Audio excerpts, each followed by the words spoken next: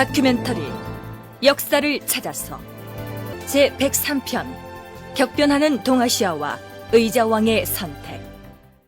이제 본격적으로 의자왕 치세에 있었던 역사적 사실들을 짚어보기 위해서 출발을 해야 할 순서인데요. 출발 단계에서부터 우리를 방해하는 문헌 자료 하나를 만나게 됩니다. 삼국사기 기록만을 근거로 하자면 의자왕은 무왕의 맏아들로서 태자 시절의 해동의 증자라고 일컬어질 만큼 극진한 효자였고 서기 641년에 무왕이 죽자 뒤를 이어 왕위에 올랐으며 왕위에 오른 뒤에는 지방의 주와 군을 순시하면서 죄지은 자들을 사면해서 풀어주었다. 이렇게 돼 있습니다. 누가 보아도 새로 임금이 된 의자왕은 인자한 성군의 모습으로 묘사되어 있습니다. 그런데 의자왕 즉위 직후인 서기 642년의 일본 서기 황극천왕 원년 기록에는 백제에 관한 심상치 않은 내용이 수록되어 있습니다. 외국의 서명천왕이 죽자 백제에서 외에 조문사절을 파견했는데 그 조문사가 외국 조정에 이렇게 전달한 것으로 되어 있습니다. 백제의 대왕마마께서 저희들에게 이르시기를 세상은 항상 나쁜 짓을 하므로 돌아오는 길에 사실에 딸려 보내주기를 청하더라도 일본 조정에서 허락치 마시라고 하셨사옵니다. 여기 나오는 세상이라는 인물이 언제 일본으로 건너갔는지는 알 수 없으나 의자왕의 동생인 세성이라는 사람과 동일 인물로 추정이 됩니다. 그러니까 의자왕이 조문사절을 보낼 때 이런 명을 내렸다는 것입니다. 너희들이 우리 백제의 조문사절단으로 외국에 건너가면 지금 외국에 머무르고 있는 내 의붓 동생 세상이 너희 사절단을 따라서 백제로 돌아오기를 청할 것이다. 그러면 어찌 해야 하옵니까, 대왕마마? 절대로 그를 데리고 돌아와서는 아니 될 것이야. 세상은 나쁜 짓을 일삼는 백해무익한 인물이니 외국 조정에 얘기해서 계속 거기에 머무르게 하라. 앞뒤 정황으로 보아 세상이라는 인물은 의자왕의 즉위 과정에서 갈등을 빚었던 배다른 형제가 아닌가 이렇게 추정이 됩니다. 이 기록이야 크게 놀랄 만한 내용은 아닌데 외국에 건너간 백제 조문사는 이어서 다음과 같이 얘기합니다. 금년 정월에 우리 백제 대왕마마의 어머니가 돌아가셨습니다. 그러자 대왕께서는 아우 왕자의 아들 교기와 누이 동생 4명, 내좌평 김일, 그 외에 높은 관직에 있던 40여 명을 섬으로 추방하였사옵니다. 그러니까 의자왕은 즉위하자마자 선왕인 무왕의 왕비이자 실권을 쥐고 있던 계모가 세상을 뜬 것을 계기로 정변을 일으켜서 대대적인 숙청을 단행했다. 이런 내용이 됩니다. 충남역사문화원 강종원 연구원의 설명을 들어볼까요? 의자왕의 어떤 친의 정변으로 이해를 하는 견해가 이제 우세합니다. 다만 그 시기가 언제인가에 대해서는 크게 두 가지로 나뉘고 있는데요. 첫째는 이제 그 연대를 그대로 믿어서 642년으로 보는 경우가 있고 또 이것을 의자왕 15년으로 이렇게 보기도 합니다. 그래서 의자왕 전기와 후기의 어떤 정치 행태의 변화 이런 부분들을 나누는 데 있어서 하나의 사건으로 이해를 하기도 하죠. 그러나 어쨌든 의자왕의 입장에서는 이 정변을 기회로 해서 그 반대 정치 세력들을 축출하고 전제 왕권을 확립하는 데 있어서 중요한 그 계기로 작용을 했다. 의자왕에 의해서 해도로 추방되고 숙청된 왕실 관계자와 실권 귀족들의 규모로 봐서 가히 혁명적인 정변이었다고 볼 수 있겠는데 문제는 이런 상황이 언제 발생했느냐 하는 점입니다. 일본서기에는 서기 642년의 일로 기록하고 있으니까 의자왕이 즉위한 지 1년도 채 안 되는 시점에 해당합니다. 그런데 정황으로 미뤄볼 때 의자왕이 즉위하자마자 이런 잔혹한 숙청 작업을 단행했다고 보는 것은 아무래도 무리가 아니겠느냐.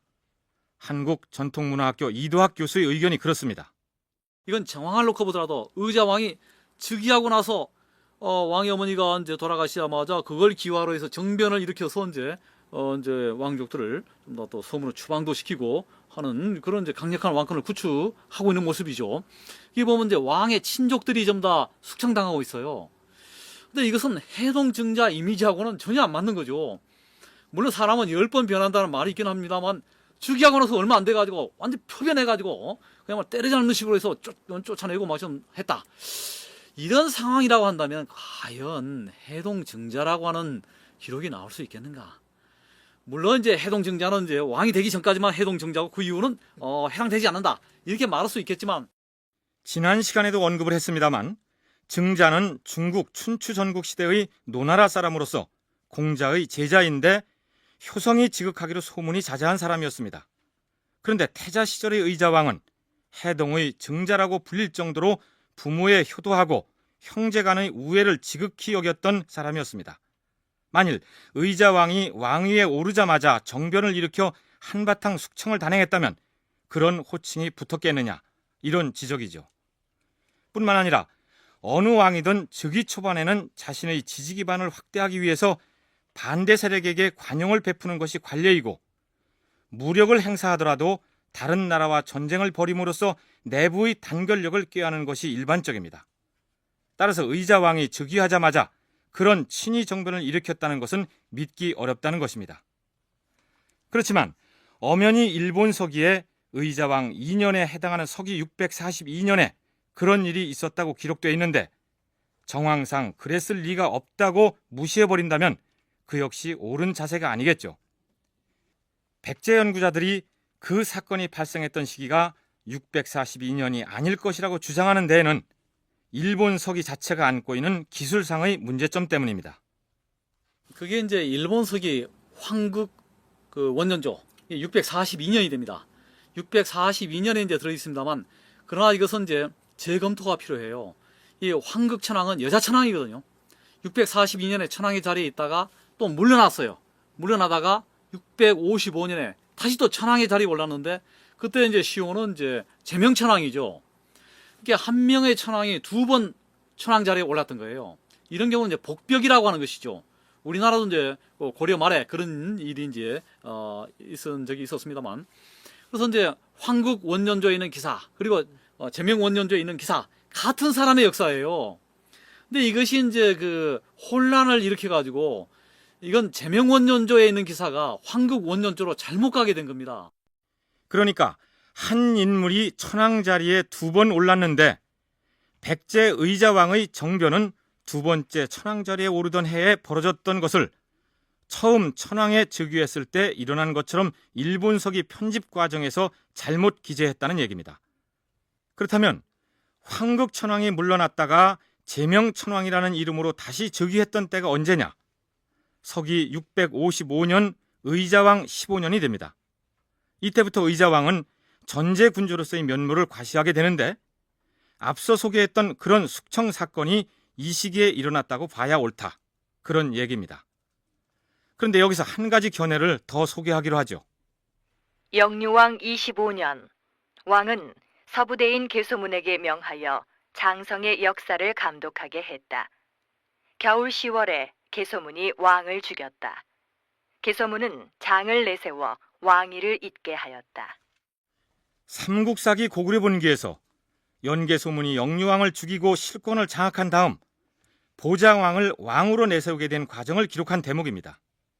그런데 연개소문이 정변을 일으킨 때가 바로 서기 642년입니다. 일본 서기의 기록을 믿기로 한다면 의자왕이 숙청을 단행한 연도와 정확하게 일치하게 되는 것이죠. 고구려의 경우에는 이제 뭐 연개 소문이 정권을 장악하면서 영유왕을 시해하고 보장왕을 또 옹립을 하거든요.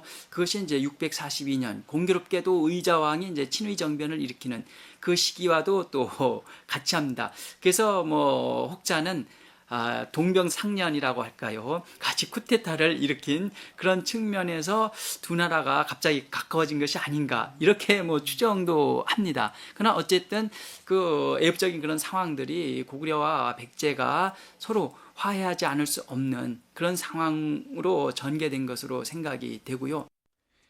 의자왕과 연개소문이 같은 해에 정변을 일으킨 인연 때문에 그동안의 적대 관계를 청산하고 협력 관계로 돌아선 것이 아니냐. 일부에서 그런 설을 제기하고 있기도 합니다. 대왕 마마께서 지방의 주와 군을 숙무하시고 죄 지은 자들을 용서하여 풀어주시니 그 은혜가 백성들에게 두루 미칠 것이옵니다. 이제 조정의 대소신료들은 대왕마마께서 국사의 선후를 정하여 명령하시면 충실히 받들 것이옵니다. 여보라, 지도를 가져오라. 예, 대왕 마마. 여기 대령하여 싸웁니다. 선왕께서 제위 중에 부단히 군사를 출동시켜 신라에 빼앗긴 고토를 많이 회복하였으나 아직 모자람이 많다. 신라를 정벌할 것인데 어디로 나아갔으면 좋겠는가? 미우성 쪽으로 진격하는 게 좋을 듯하옵니다. 짐의 생각도 그러하다. 미우성을 비롯한 동쪽 변경의 신라 성들을 공격하여 빼앗을 것이다. 명령만 내리시옵소서. 대왕마마, 군사를 이끌고 진격하여 신라로 통하는 데 장애가 되는 성들을 모조리 함락시키겠사옵니다. 짐이 군사를 지휘할 것이니라. 대왕 마마께서 친정을 하시겠사옵니까? 그렇다. 짐이 즉위하고 처음 나서는 출정이니 이번 전투는 짐이 직접 군사를 이끌고 나갈 것이니라. 군사들에게 진군 명령을 하달하라.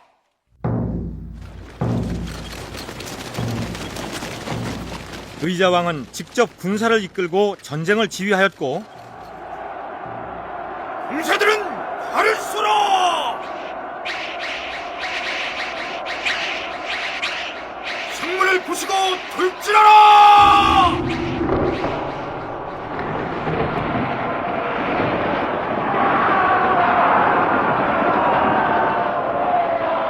삼국사기에는 의자왕이 직접 나선 이 전쟁에서 신라의 미우성 등 40여 개 성을 함락시켰다라고 적고 있습니다. 그런데 40여 개의 성 중에서 미우성 하나만 성 이름이 올라 있는 데다 이 미우성마저 지금의 지명으로 어느 곳을 지칭하는지 확인이 안 되고 있습니다. 그렇다면 의자왕이 첫 전투에서 빼앗았다는 지역은 대체 어느 지역일까요? 이도학, 강종원 두 전문가의 얘기를 차례로 들어보시죠. 이제 미우성의 이제 위치는 이제 지금 이제 확인이 안 되고 있습니다. 그러나 이제 40여 개 성, 대략 그 범위라고 하는 것이 신라를 공격하면서 나오고 있는데 그 서부 경남 지역이 이 40여 개 성에 이제 해당되지 않겠는가 이렇게 이제 생각이 됩니다. 그리고 이제 백제 군대가 이제 신라 지역으로 진출할 때 어떤 교통로를 따라서 이제 내려왔다고 생각이 될 때 그 대구 화원에서 이제 쭉 전라북도 쪽으로 빠지는 88 고속도로라든지 그 주변 지역을 이제 석권하지 않았겠는가 이렇게 이제 추측을 해볼 수가 있을 것 같습니다. 낙동강 서안 지역으로 이렇게 보고 있습니다. 그 이유는 이 일대가 옛 가야 지역입니다. 가야는 뭐 성왕 때라든지 이때까지만 하더라도 백제와 상당히 가까운 그런 나라였죠. 신라의 어떤 침략에 대응하기 위해서 그 백제와는 우호 관계를 유지했던 그런 국가였는데 따라서 이제 이 지역에서 백제는 상당히 일찍부터 정치적 영향력을 행사를 했었습니다. 그러던 것이 신라에 의해서 특히 이제 신라 진왕 때 가야 세력들이 모두 신라에 이제 병합이 되는데 그러다 보니까 백제는 이 지역들에 대해서 뭐랄까 어떤 연고권이랄까 이전 왕이었던 무왕이 그랬듯이 의자왕 역시 백제의 동쪽 변경, 그러니까 옛 가야 세력이 위치했던 신라의 서부 지역을 집요하게 공격하고 있습니다. 그건 그렇고 왕위에 오르기 전까지만 해도 의자왕은 부모의 효성스럽고 형제간의 우애로운 해동의 증자로 소문이 자자했던 것으로 보아서 인자하고 심약한 성품을 지닌 인물이 아닌가 이런 선입견을 갖기 쉬운데 즉위하자마자 직접 군대를 이끌고 신라 공격에 나선 것을 보니 놀랍지 않습니까? 해동 증자를 할 때 유약한 그 이미지를 연상하면 안 됩니다. 부모에게 효성이 지극하고 형제간의 우애가 있었다. 그렇다고 해서 이제 대외적인 정책, 국가의 그 존망과 관련된 대외 정책에 대해서 어떤 느슨하다든지 실기한다든지 이러면 아주 무능한 사람이죠. 삼국사기에 보면은 용감하고 담대하며 결단력이 있었다라고 하는 의자왕의 품성에 관한 기록을 남겨놨습니다. 그러니까 정치 지도자로서는 제일 좋은 품성을 가지고 있는 사람이었던 거죠. 부모에게 효성도 지극하고 형제간의 우애도 있고 그리고 결단력 있게 그 정치를 이끌어나가는 그러니까 의자왕은 사실은 이 의자왕 당대 나라가 망하지 않았다고 한다면은 의자왕은 백제 역사상 아주 걸출한 인물로서 이제 추앙받을 수 있는 그런 그 인물이었다. 무능, 방탕, 사치 등으로 일관하다 나라를 망하게 한 장본인이다. 의자왕에 대한 이런 일반적인 인식에 비춰볼 때 이도학 교수의 인물평은 다소 의외로 들리지 않습니까? 의자왕의 정체를 탐색하는 작업은 앞으로 계속해 나가기로 하죠. 의자왕 2년 8월, 백제와 신라 사이에 대단히 중요한 일전이 벌어집니다. 바로 대야성 전투가 그것인데 이 전쟁의 결과가 어찌 보면 백제와 신라의 운명을 결정짓는 요인으로 작용했다. 이렇게도 볼 수 있겠습니다. 우리는 신라로 향하는 동쪽 변경의 성을 40여 군데나 함락시켰다. 그러나 이대로 만족할 수는 없다. 신라의 서라벌로 진격하려면 반드시 확보해야 할 가장 중요한 요충지가 어딘지 아는가? 예, 대야성이옵니다. 대야성이옵니다, 대왕마마. 그렇다. 이 대야성을 쳐서 우리 백제군이 차지할 수 있다면 장차 신라 조정을 위태롭게 만들 수도 있을 것이다. 장수 윤충은 들으라. 예, 대왕마마. 10,000명의 군사를 줄 터이니 대야성을 공격하여 반드시 그 땅이 우리 백제의 수중에 들어오게 하라. 지금 출정하라. 예, 이기고 돌아오겠사옵니다, 대왕마마.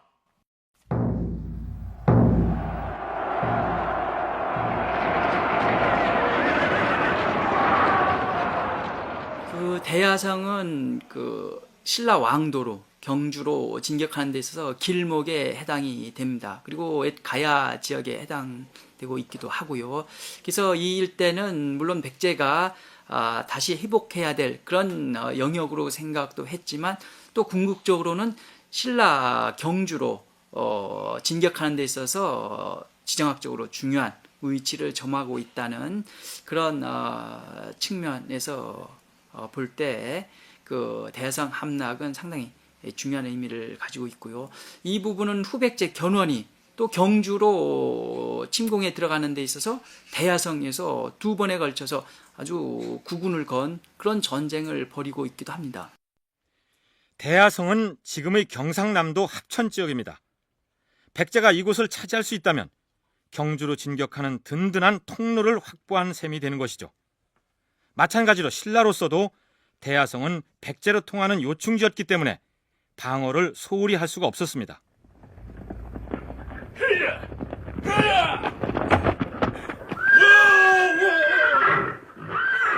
장군, 우리 백제 군사가 대야성을 포위한 지 열흘이 지났사옵니다. 저들이 지금은 성문을 닫아 걸고 겁에 질려 있으나 신라 조정에서 구원병을 파견하는 날이면 전세가 달라질 것이다. 성 안으로 들어가는 모든 보급로를 차단하였습니다. 저들은 우리 백제군의 공격을 예상하지 못했기 때문에 사전 준비가 미약하여 오래 버티지 못할 것이옵니다. 신라에서 구원병을 보내기 전에 성을 함락시켜야 할 것이다. 자, 군사들은 성 안으로 불화살을 쏘아라!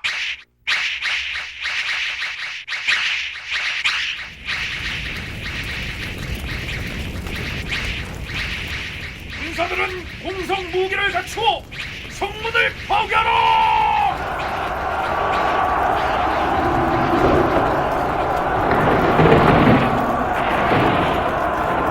장군! 성문에 백기가 올랐습니다! 저들이 항복했습니다! 우리가 이겼습니다! 공격을 멈춰라! 저들이 항복하였다! 우리가 승리하였다!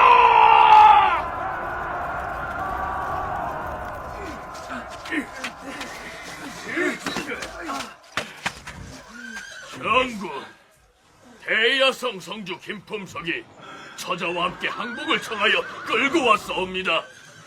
적장 이찬과 죽족 용석도 함께 잡아왔사옵니다. 저놈들 모두 목을 베어라. 그 목을 조정으로 보낼 것이니라. 예, 장군. 윤충은 대하성 성주 김품석을 비롯한 신라 장수들의 목을 베어 백제의 서울로 보냅니다. 그리고 사로잡은 신라 백성 남녀 만명은 서쪽의 주와 현으로 나누어서 거주하게 할 것이다. 또한 우리 백제 군사의 일부를 남겨 이 대야성을 지키게 할 것이다.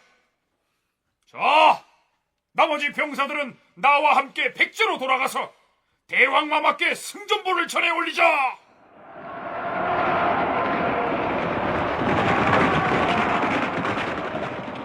의자왕은 전궁을 세운 장수 윤충에게 말 20필과 곡식 1000섬을 주어 포상을 합니다. 한편 신라로서도 전쟁에서 지고 이기는 것이야 병가지 상사이니 그저 백제와의 전투에서 한 번 패했다 생각하고 넘어갈 수도 있을 것이지만, 그러나 642년의 대야성 전투에서의 패배만은 그렇게 가볍게 넘어갈 수 있는 사안이 아니었습니다. 첫째로는 앞에서도 설명했듯이 대야성을 내주게 됨으로써 신라의 수도인 서라벌이 위태롭게 되었다는 것이고, 두 번째로는 대야성 전투에서 백제 장수 윤충에 의해 목이 잘려나간 대야성의 성주 김품석이 예사로운 인물이 아니었다는 점입니다. 의자왕이 신라에 대한 어떤 군사적인 압박을 이제 가하기 위해서는 이 대야성을 점령해야만 되는 거예요. 근데 이 대야성은 이제 비중이 높은 이제 전략적 거점이 되기 때문에 이 대야성의 성주는 아무나 있었던 게 아니고 당시 신라 조정의 실권자인 김춘추의 사인 김품석이가 우두머리로 있었고 그에 따른 고타소랑이 같이 있었던 것입니다. 그만큼 신라가 이 대야성을 지키는데 무게를 엄청 실어줬다라고 하는 것을 말해주고 있는 거예요. 그런데 바로 그 대야성이 백제에게, 그것도 윤충 장군에게 함락이 되고 말았던 것이죠. 이것은 신라 조정에는 엄청난 충격을 안겨다주고 말았습니다. 함락당한 대하성의 지정학적인 중요성에다 신라 조정의 실력자였던 김춘추의 사위이자 대하성 성주였던 김품석이 그 전투에서 목이 잘렸고, 김춘추의 딸이었던 고타소랑도 함께 죽음을 당했다는 사실은 신라 조정을 분노와 절망으로 몰아넣었던 것 같습니다. 그 당시 이제 김춘추가 상당한 정치적 영향력을 행사하고 있었는데 그 사위와 딸이 이 전투에서 죽게 되죠. 물론 백제 입장에서는 그들의 어떤 죽음이 크게 의미를 갖지 않을 수도 있습니다. 그러나 신라 입장에서는 또 다르게 받아들여지는데 삼국사기 기록이라든지 이런 것들에 의하면은 김춘추가 이 소식을 듣고 기둥을 부여잡고서 한나절을 울었다고 합니다. 그리고 또 사람들이 지나가도 뭐 분간도 할 수 없고, 그러니까 김춘추의 입장에서는 엄청난 그 정치적 타격을 받은 것이죠. 결국 이로 인해서 김춘추가 그 당시 적국이었던 고구려에 이제 군사를 요청하러 가고. 그럼 우선 딸과 사위를 대하성 전투에서 잃은 김춘추의 충격이 어떠했는지를 기록한 삼국사기 신라본기의 한 대목을 읽어볼까요? 백제 장군 윤충이 군사를 거느리고 대야성을 공격하여 성이 함락되었는데, 이 싸움에 도독 김품석이 죽고 품석의 아내도 죽음을 당하였다. 품석의 아내는 바로 김춘추의 딸이었다. 김춘추는 이 비보를 듣고 기둥에 의지하여 선 채로 종일토록 눈도 깜빡하지 않고 사람들이 지나가도 알아보지 못하였다. 백제에 대한 원한에 사무쳤던 김춘추는 선덕여왕에게 이렇게 말합니다. 신의 소원은 고구려의 원병을 청하여 백제의 원수를 갚는 것이옵니다. 고구려의 구원병을 청하려 하오니 허락해 주시옵소서. 김춘추는 그 길로 고구려의 구원을 요청하러 갔는데, 지금 백제는 무도하여 큰 뱀처럼 자락하고 큰 돼지처럼 욕심을 가지고 우리의 강토를 침략하므로 우리 신라 임금은 대국의 구원병을 얻어가지고 그 치욕을 씻으려 합니다. 글쎄요, 뱀이 간사한 동물로, 그리고 돼지가 욕심 많은 동물이 상징으로 해자된 역사가 대단히 장구하다는 것을 느끼게 하는데요. 그것이야 여담이고, 그렇다면 고구려는 김춘추의 구원 요청에 대해서 뭐라고 응답을 했을까요? 삼국사기에는 김춘추가 고구려의 보장왕을 만나 백제 공격에 대한 지원 문제를 요청한 것으로 돼 있으나 당시 고구려의 사정으로 미루어서 김춘추의 상대자는 실권자인 연개소문이었을 가능성이 큽니다. 백제를 응징해야겠으니 우리 고구려에 지원군을 내달라. 이런 청을 하러 왔다는 말인가? 그렇소이다. 좋다. 하지만 조건이 있다. 말씀해 보시지요. 중령은 본시 우리 고구려의 땅이니 그대들이 만일 중령 서북지방을 돌려보낸다면 우리 고구려도 가히 군사를 내어 신라를 도울 것이다. 말하자면 한강 유역의 땅을 고구려에게 돌려준다면 도와주겠다는 얘기죠. 결국 김춘추는 영토 문제는 자신의 소관사항이 아니라고 대꾸를 합니다. 그러자 연개소문이 내린 결론은 이렇습니다. 김춘추 저자를 별관에 가두도록 하라. 바보 온달과 평강공주 이야기가 또 유명하지 않습니까? 이 온달이 결국 이 한강 유역을 회복하기 위해서 출정을 했다가 결국 거기에서 신라와의 전쟁에서 죽거든요. 그렇게 보면은 고구려 입장에서도 이 한강 유역에 대한 어떤 회복, 그건 상당히 중요한 의미를 갖습니다. 그래서 결국은 김춘추가 갔을 때 연개소문이 이제 한강 유역을 내놔라. 한강 유역을 내놓으면은 이제 도와주겠다. 이렇게 요구하지 않습니까? 그러면서 결국은 고구려에서도 이 김춘추가 이제 범상한 인물이 아닌 것을 알고 결국은 이제 억류를 시키는데 우여곡절 끝에 김춘추는 고구려를 빠져나왔는데 그렇게 되자 신라는 당나라에 적극적으로 매달리게 됩니다. 선덕 여왕이 당태종에게 보낸 국서의 내용은 이렇습니다. 고구려와 백제가 우리나라를 침략함으로 여러 차례에 걸쳐서 수십 개의 성이 그들의 침략을 당하였습니다. 두 나라가 군사를 연합하여 기어코 우리 신라를 공취하려 하고 9월에는 그들이 크게 군사를 일으켜 쳐들어올 것 같습니다. 이렇게 되면 우리나라는 반드시 사직을 보전하지 못할 것 같으므로 삼가 사신을 파견하여 대국의 군사를 청원하오니 구원이 있기를 바랍니다. 나는 실로 그대의 나라가 고구려와 백제에 침해되는 것을 슬퍼하며 번번이 사자를 보내어 그대들 삼국이 서로 화친하도록 하였다. 그러나 그들은 돌아서면 번복하여 그대의 나라를 삼키려고 하니 그대 나라에서는 어떠한 묘책으로 그들의 침해를 모면하려 하는가? 우리 신라의 대왕마마께서는 사세가 궁박하고 계책이 다하였으므로 오직 위급함을 대국에 알려서 구원을 받음으로써 나라를 보전할까 할 따름이옵니다.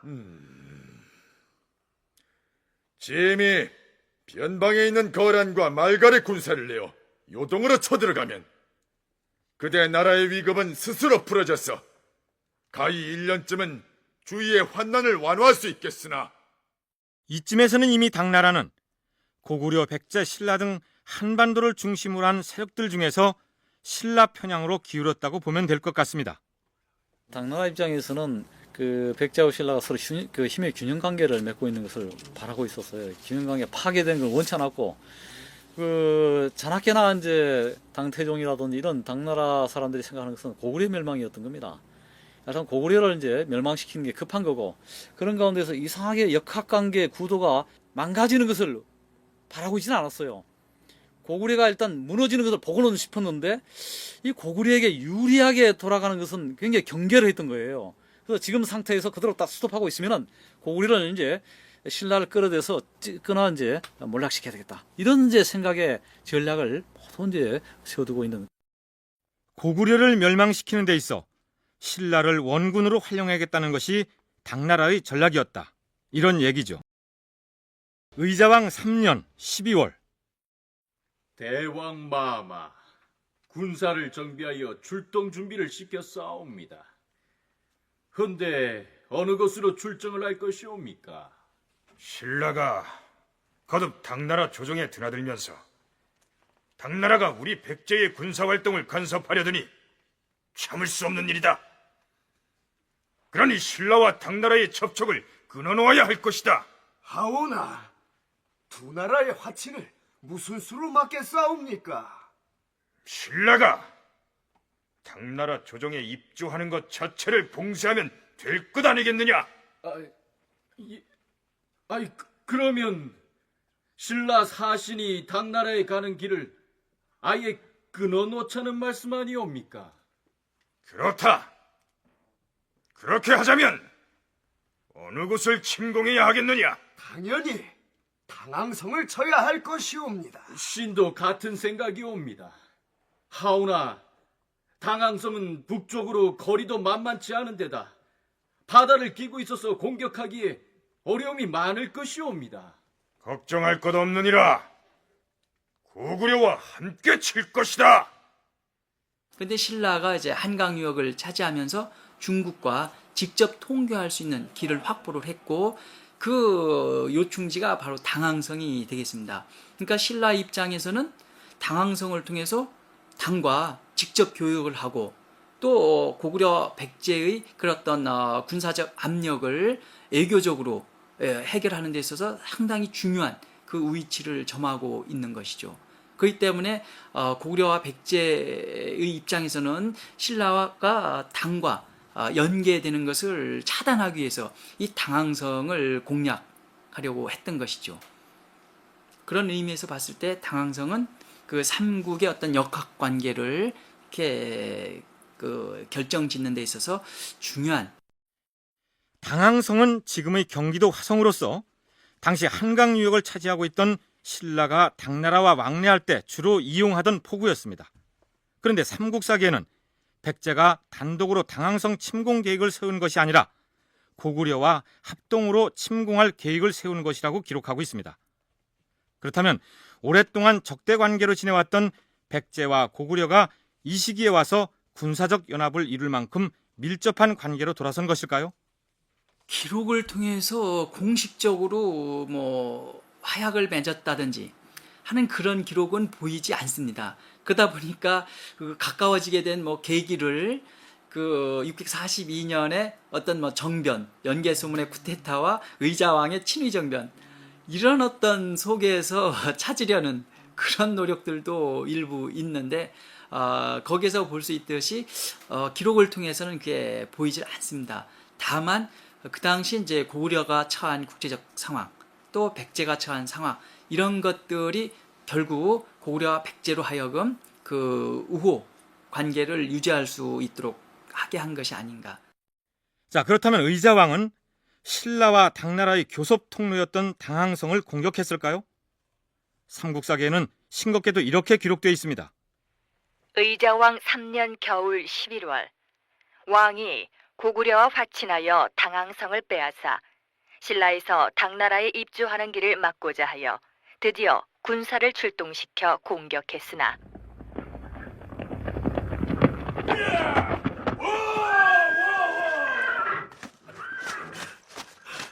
대왕마마, 신라 선도강이 당나라의 사신을 보내어 구원을 요청하였다옵니다. 무엇이라? 그렇다면 큰일이 아니더냐? 아니 되겠다. 군사를 철수시키도록 하라. 신라 선덕왕이 당나라의 사신을 보내 구원을 요청하였다는 말을 듣고 의자왕은 곧 군사를 철수시켰다. 당항성을 공격하려고 군사를 출동시켰는데 신라가 당나라에 구원을 요청하는 사신을 보냈다는 말만 듣고 서둘러 군사를 철수시킨 것으로 되어 있습니다. 신라가 이제 당에 그 사실을 알렸다고 해서 그 전쟁을 그쳤다 하는 것은 상식적으로 생각할 때 상당히 이제 납득하기 어려운 측면들도 없는 것은 아닙니다. 분명히 있는데, 그러다 보니까 이제 다른 어떤 이유가 있지 않을까 하는 생각도 들고, 또 실제 고구려와 연합해서 신라와 대응은 하지만 또 실제 백제 입장에서는 고구려도 결코 언제까지 우호 관계를 유지할 수 있는 그런 세력은 아닌 거죠. 그렇다면은 결국 고구려의 어떤 그 관계, 이것도 그들이 확신하지 못한 측면도 없지 않아 있었을 것으로 이렇게 추정을 해볼 수 있겠습니다. 강종원 연구위원의 얘기는 비록 백제가 고구려와 연합하여 신라의 당항성 공격에 나섰으나 신라가 당나라의 구원을 요청한 데다 고구려가 언제 돌변하여 백제의 적대적 관계로 돌아설지 몰라서 군사를 물린 것이다. 이런 의견입니다. 그러나 이도학 교수는 기록에 올라있는 내용 그대로 이해할 필요가 있다고 말합니다. 그저 의자왕이 볼 때 이 신라를 압박하게 되면은 당나라가 그 한반도에 든 정치 정세에 개입할 수 있는 빌미를 제공해 준다고 이제 판단하게 된 것입니다. 그래서 이걸 점령하는 것은 어렵지 않은데 당나라 세력을 끌어들일 수 있는 빌미가 되는 거예요. 그래서 구태여에게 그 어떤 혹을 만들 이유는 없고 긁어부스럼을 만들 이유가 없기 때문에 전략적인 후퇴를 했다. 이렇게 이제 봐야만 될 것 같습니다. 사실 그 당나라는 백제하고 큰 그 원수 관계가 아니에요. 당나라의 타깃은 고구려가 되는 것이지 백제로서는 괜히 그래서 당나라하고 원수 관계를 져야 될 이유가 없기 때문에 신축성 있게 외교 관계를 이제 처리해 나간 의자왕의 모습을 보여주고 있습니다. 신라 선덕왕의 구원 요청을 받은 당나라 태종은 산홍승 상리현장에게 국서를 주어서 고구려와 백제를 설득하라고 파견합니다. 당태종이 상리현장에게 보낸 국서의 내용은 설득하기 위한 것이라기보다는 협박에 가깝습니다. 신라는 우리 당나라에게 인지를 보낸 나라이며 조공을 계속하는 나라다. 고구려와 백제는 군사를 철수하여야 할 것이다. 만약 다시 신라를 공격하면 내년에는 군사를 출동시켜 그대들을 칠 것이다. 자, 그러면 이러한 협박조의 국서를 지참하고 상리현장이 파견됐을 때 우선 고구려의 반응은 어떠했을까요? 상리현장이 고구려의 국경으로 들어갔을 때 연개소문은 이미 군사를 거느리고 신라를 공격하여 두 성을 점령하였다. 보장왕이 사자를 보내서 소환하자 연개소문이 돌아왔다. 상리현장이 개소문에게 신라를 침공하지 말 것을 권유하였다. 이것은 우리 당나라 황제 폐하의 뜻이다. 신라를 침공하지 말라. 무슨 소리냐? 우리와 신라는 원한으로 사이가 벌어진 지 오래되었다. 지난날 수나라가 침입하였을 때 신라는 기회를 노려 우리 땅 500리를 빼앗았고 그 성읍을 모두 점거하고 있다. 그들이 스스로 우리에게서 빼앗은 땅을 돌려주지 않는다면 싸움은 결코 끝나지 않을 것이다. 지난 일을 어찌 재론할 수 있겠는가? 지금 요동의 여러 성은 본래 중국의 군현이지만 중국에서는 이를 따지지 않고 있는데 어찌 고구려만 반드시 옛 땅을 찾으려 하는가? 그런 소리 집어치우고 돌아가지 못하겠느냐? 망리지 개소문이 결국 따르지 않으므로 현장은 귀국하여 이러한 실정을 모두 당태종에게 보고하였다. 그렇다면 바로 그 상리현장의 방문을 받은 백제의 의자왕은 어떤 반응을 보였을까요? 삼국사기 백제본기는 이렇게 적고 있습니다. 당나라 태종이 산홍승 상리현장을 보내 신라를 침공하지 말도록 타이름으로 왕이 글을 올려 이유를 말하고 사죄하였다. 고구려의 연개소문과는 달리 의자왕은 일단 당태종의 의견에 따르겠다는 의사를 밝힙니다.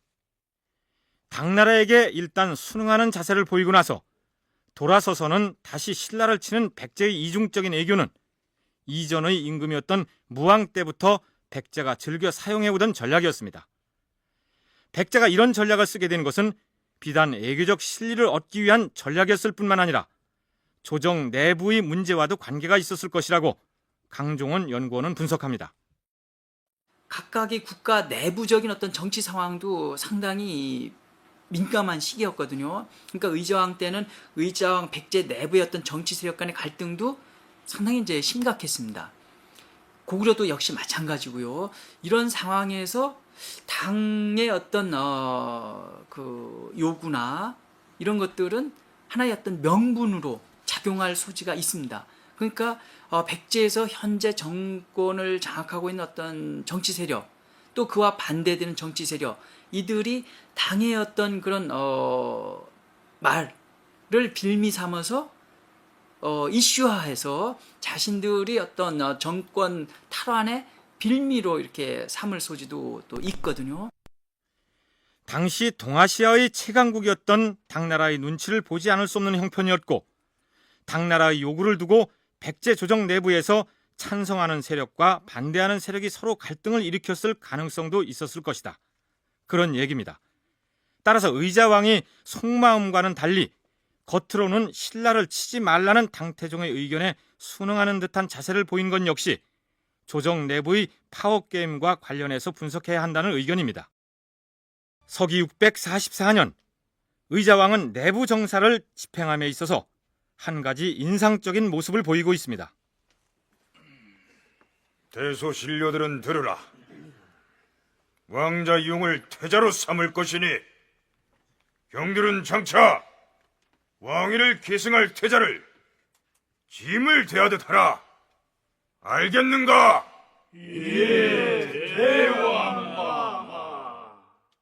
이때가 의자왕이 즉위한 지 4년째 되던 해였습니다. 의자왕 자신은 아버지 무왕이 즉위하고 나서도 무려 33년이 지나서야 어렵사리 태자로 책봉되었는데 거기 비하면 대단히 이른 시기에 왕자 융을 태자로 내세운 셈이죠. 일단은 이제 의자왕의 나이가 많았다 하는 것도 하나의 요인일 겁니다. 40세가 넘었으니까요. 그 정도라면은 뭐 상당히 많은 그 당시로서는 이제 나이가 되겠고 결국 나이가 많다는 것은 정치적인 어떤 불안 요인으로 작용을 할 소지가 있죠. 그런 의미에서 후계 구도를 이제 안정화시키면서 결국은 대내적인 어떤 정치적 안정을 추구한 것이 아닌가 이렇게 추정이 되고 이런 부분들은 뭐 대내적인 정치 안정이 이루어져야만 또 대외적인 그런 어떤 군사 활동이라든지 이런 것들을 자유롭게 할 수가 있습니다. 그런 의미에서 의자왕이 재위 4년 만에 태자를 세운 것은 지극히 당연하고도 자연스러운 것이었습니다. 무왕이 재위 30년이 지나서야 의자 왕자를 태자로 삼은 것이 비정상이었던 것이죠.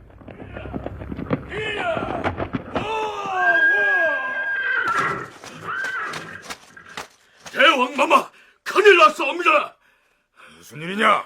신라 장군 김신이 군사를 거느리고 우리 국경을 침범하여 7개의 성을 빼앗았사옵니다. 신라가 먼저 우리 백제를 공격해서 변경의 7성을 빼앗았다는 말이냐? 알겠느니라. 백제와의 전투에서 처음으로 김유신이 등장한 것이 바로 이때였습니다. 신라 본기를 보면 조금 더 자세하게 나와 있습니다. 선덕왕 13년 9월 왕은 김유신을 대장군으로 삼아서 군사를 거느리고 나가 백제를 정벌하게 하니 그는 백제로 쳐들어가서 크게 승리하고 7개의 성을 공취하였다. 신라 본기에는 이때 신라가 빼앗았다는 7개의 성 중에서 성렬성, 동화성, 석토성 등의 이름을 적어놓고 있으나 이들 성들이 어디에 위치했는지는 알 수가 없습니다. 어쨌든 김유신이 백제를 처음 공격하여 빼앗았다는데 일정 부분 의미를 둘 수 있을 것 같습니다. 자, 그렇다면 백제는 어떻게 했을까요? 서기 645년 당나라 군사는 들으라! 우리는 드디어 고구려 원정에 나설 것이니라! 형부상서 장령은 군사 4만 명과 전선 500척을 이끌고 내주에서 바다를 건너 평양으로 향하라!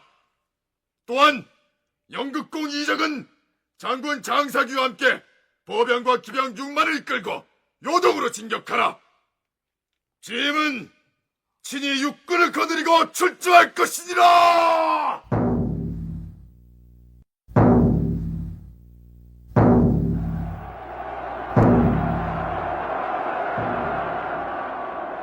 당태종 이세민의 고구려 원정이 닻을 올린 것입니다.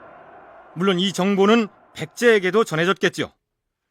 대왕마마, 당나라 태종이 몸소 대군을 이끌고 고구려 정벌에 나섰다고 하옵니다. 알고 있느니라. 헌데 당태종이 신라군은 징발하지 않는다더냐? 당태종이 신라에게도 군사 출병을 요구하였고 신라는 군사 3만을 내어서 출정하였다 하옵니다. 잘 되었다. 우리 백제도 군사를 움직일 것이다. 그러면 고구려를 도와 전쟁에 참여해야 하옵니까? 아니다. 신라군이 당나라군과 합세하여 고구려를 치는 사이에 우리는 신라를 공격할 것이니라. 출정하라!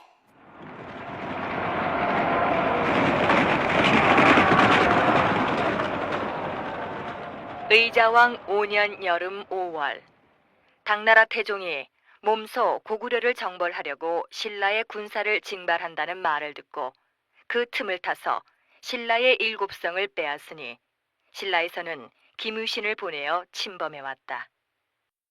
공교롭게도 그 1년 전에는 이제 김유신에게 이제 7성을 빼앗겼고 다시 7성을 7개의 성을 되찾는 기록이 나옵니다. 그러나 이제 위치는 뭐 나오지 않고 다만 김유신전을 보면은 이때 이제 메리포성 등으로 또 7성 중에 하나가 기록이 되어 있는데 뭐 중복해서 나온다든지 하면은 뭐 그 지역으로 이렇게 봐도 되겠는데 공교롭게도 뭐 중복되는 그런 성명칭은 또 나오지 않고 또 한 개의 성밖에 기록되지 않다 보니까 그 지역인가에 대해서는 뭐 확신할 수가 없습니다. 다만 1년 뒤에 다시 이제 7성을 이제 빼앗는 것으로 봐서 뭐 그 전년도에 빼앗겼던 성을 다시 되찾았을 가능성은 뭐 충분하다고 생각이 됩니다. 백제의 신라 공격은 거기에서 그치지 않습니다. 양군 의직은 기병 3천을 이끌고 나가 신라의 무산성 아래에 진을 치고 있다가 군사를 나누어서 간물성과 등잠성을 공격하라.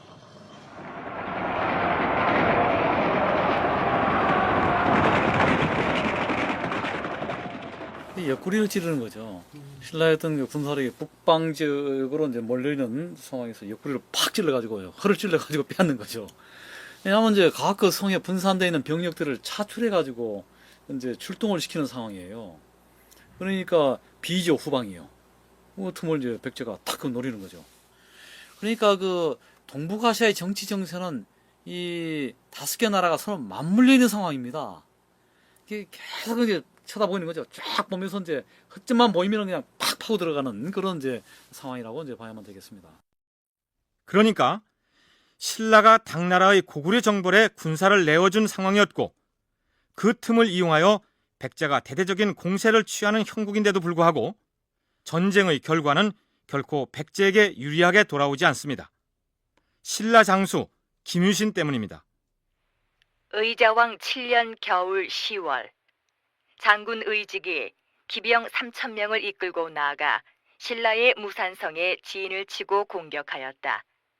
신라 장군 김유신은 몸소 사조를 격려하며 죽기를 각오하고 싸워서 백제군을 크게 쳐부수니 의직은 한필의 말만 타고서 돌아왔다.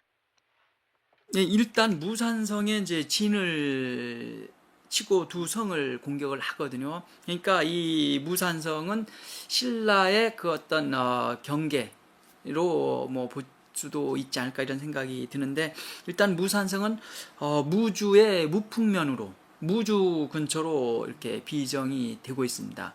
그러니까 뭐 그 다음에 이제 이 간물성은 금능 이렇게 얘기를 하는데 동잠성은 또 미상이고요.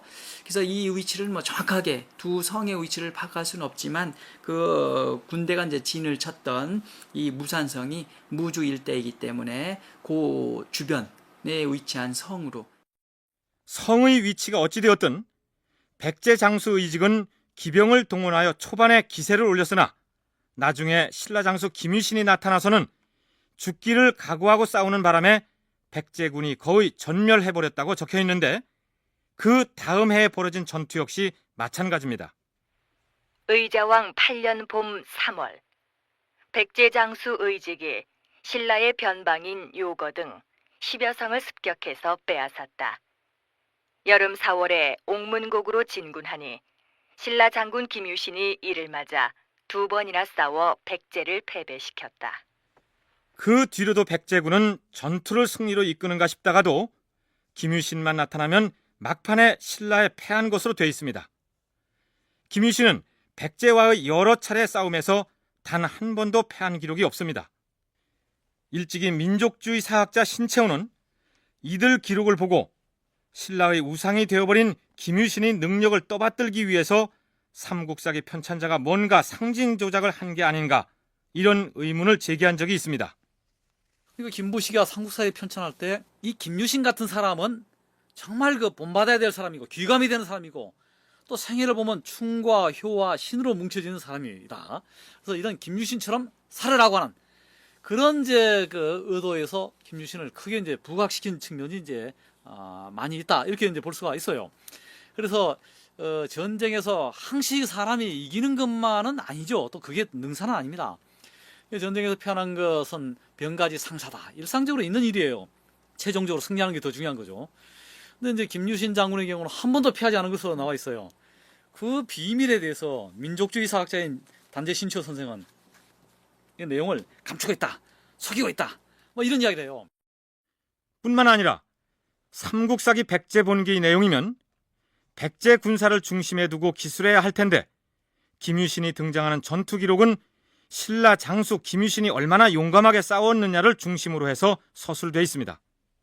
삼국의 역사를 망라한 삼국사기 전체 권수가 50권인데 김유신이라는 한 개인의 역사를 기록한 부분이 무려 3권이나 차지하고 있는 것을 보면 어느 정도의 윤색이나 가필은 있었겠으나 김유신이 워낙 출중한 장수였기 때문에 그가 참여한 전투마다 승리로 이끌었을 가능성도 얼마든지 있겠죠.